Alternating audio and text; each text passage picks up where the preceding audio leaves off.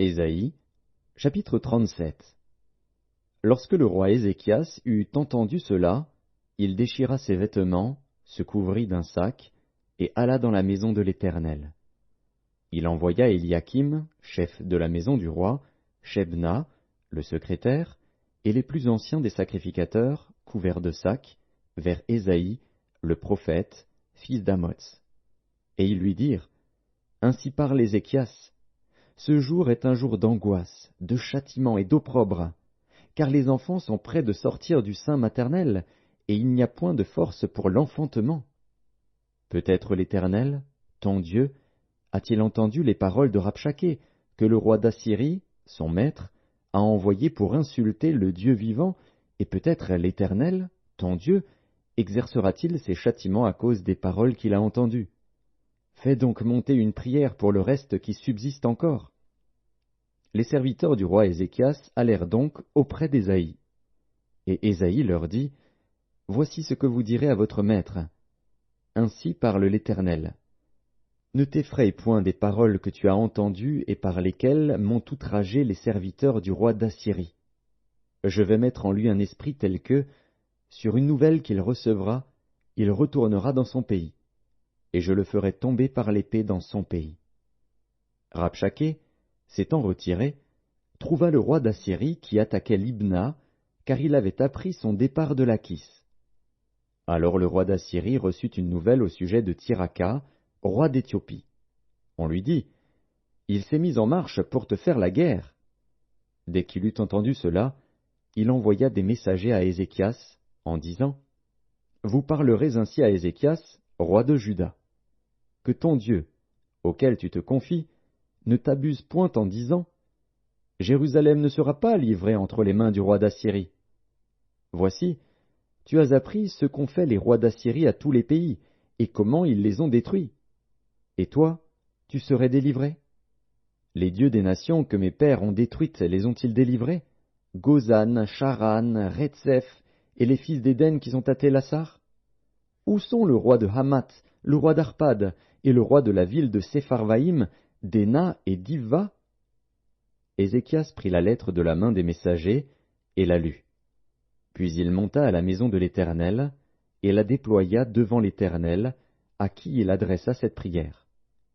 Éternel des armées, Dieu d'Israël, assis sur les chérubins, c'est toi qui es le seul Dieu de tous les royaumes de la terre, c'est toi qui as fait les cieux et la terre.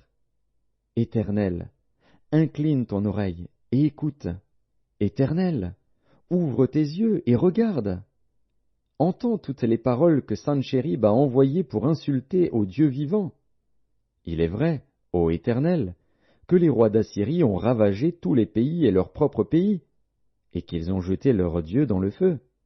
Mais ce n'étaient point des dieux, c'étaient des ouvrages de main d'homme, du bois et de la pierre, et ils les ont anéantis.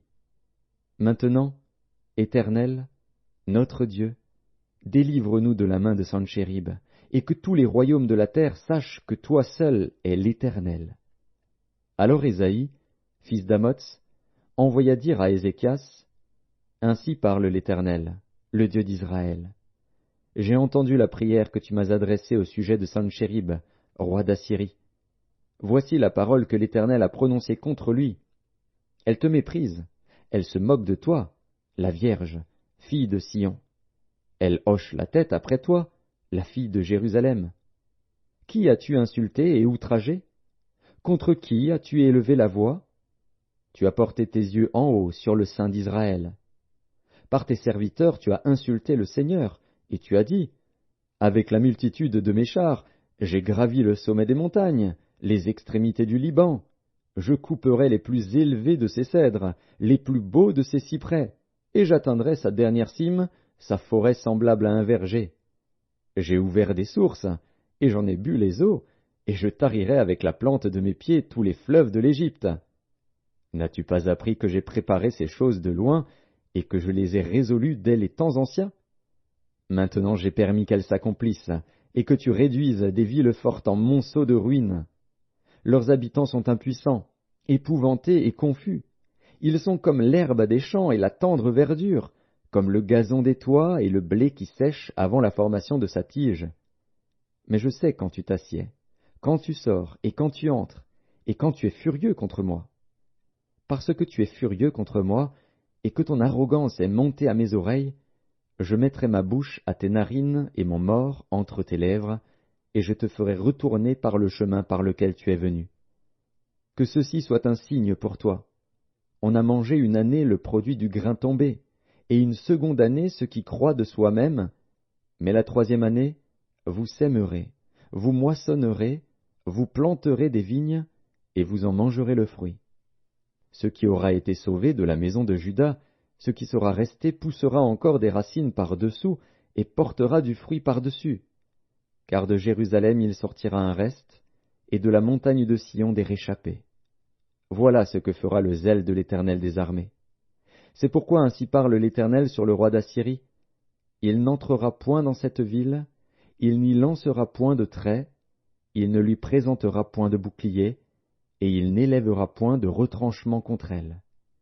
Il s'en retournera par le chemin par lequel il est venu, et il n'entrera point dans cette ville, dit l'Éternel. Je protégerai cette ville pour la sauver, à cause de moi et à cause de David, mon serviteur. L'ange de l'Éternel sortit, et frappa dans le camp des Assyriens 185 000 hommes. Et quand on se leva le matin, voici, c'étaient tous des corps morts. Alors Sanchérib, roi d'Assyrie, leva son camp, partit et s'en retourna, et il resta à Ninive. Or, comme il était prosterné dans la maison de Nisroch, son dieu, Adramélec et Charetzer, ses fils, le frappèrent par l'épée, et s'enfuirent au pays d'Ararat. Et Esarhaddon, son fils, régna à sa place.